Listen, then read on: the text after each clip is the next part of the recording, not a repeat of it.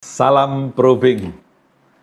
Jadi ada 3 faktor ya yang bisa menyebabkan medical reps itu tidak masuk target. Yang pertama faktor individu, yang kedua faktor pasar, dan yang ketiga faktor internal perusahaan. Nah, faktor individu, kenapa medical rep itu nggak masuk target?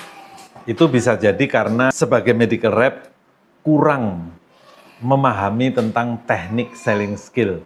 Jadi kemampuan menjual kita itu terbatas. Itu menyebabkan hanya sedikit customer yang berhasil closing. Itu karena kemampuan selling skill. Atau faktor individu yang lain itu karena product knowledge. Jadi penting bagi seorang medical rep itu menguasai product knowledge ya. Barangkali dari kalian ada yang punya produknya terlalu banyak. Jadi waduh saya nggak bisa kalau belajar product knowledge semuanya.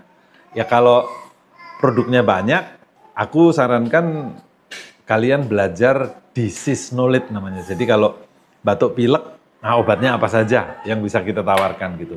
Jadi penyakitnya yang kita pelajari. Jadi disease management ya.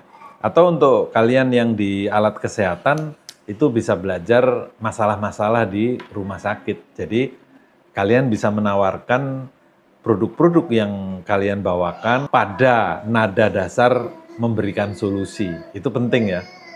Nah, faktor individu yang lain motivasi ya, karena kita ini kan kerja di bidang penjualan. Waktu kita datang itu sebetulnya loh ya, customer baik dokter, apoteker maupun tenaga medis yang lain itu mengukur motivasi kita. Apakah kita datang dengan penuh motivasi atau kita datang lemes gitu. Kalau kita datang lemes, mereka juga ikut lemes.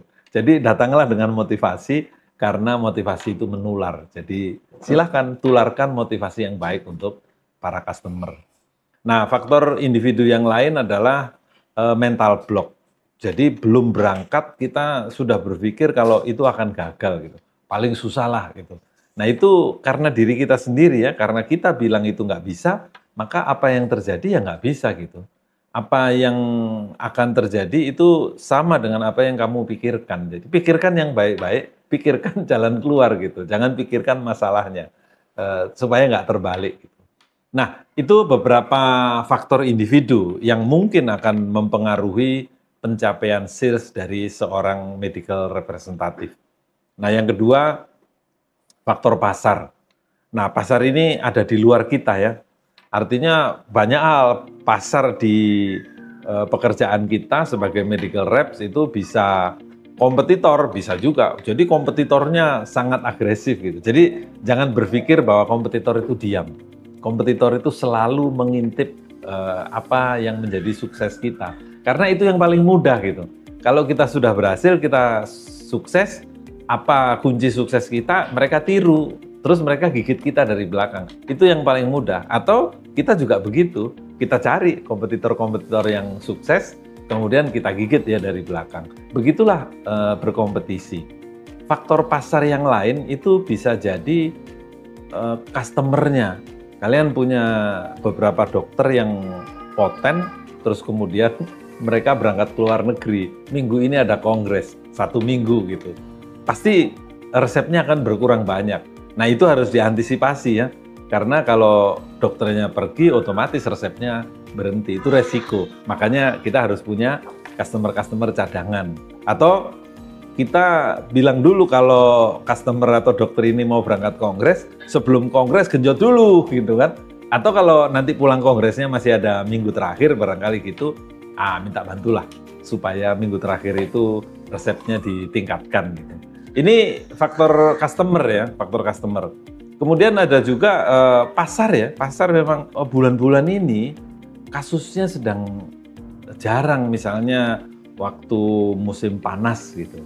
Waktu musim panas itu kasus jamur bisa berkurang gitu. Atau musim panas itu batuk pilek berkurang gitu. Semuanya sehat gitu. Tapi nanti kalau musim pancaroba atau musim hujan, itu kasus jamur meningkat, kasus batuk pilek meningkat misalnya. Itu kan dari kasus-kasus penyakit-penyakit yang terjadi pada musim itu. Misalnya.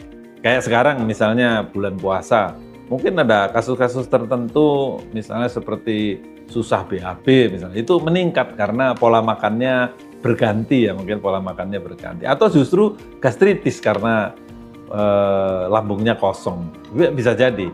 Nah itu penyakit-penyakit ikutan pada waktu-waktu tertentu. Jadi kalian harus antisipasi. Faktor market, faktor di luar kita. Nah, yang ketiga faktor internal. Nah ini faktor internal, maksudnya internal perusahaan. Kita sudah promosi hebat, dokternya sudah sepakat, customernya udah oke, stok di pabriknya kosong, pabriknya nggak produksi. Nah itu faktor internal ya. Jadi faktor internal banyak, ada bermacam-macam, bisa juga faktor administrasi, bisa juga terjadi ya.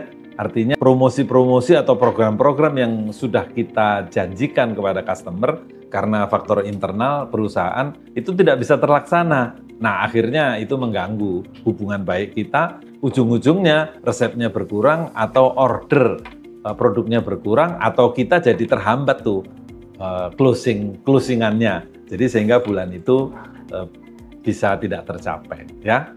Jadi ada 3 faktor yang mempengaruhi pencapaian sales dari seorang medical reps. Yang pertama, faktor individu, kamu sendiri. Yang kedua, faktor market. Yang ketiga, faktor internal perusahaan. Aku tunggu komennya.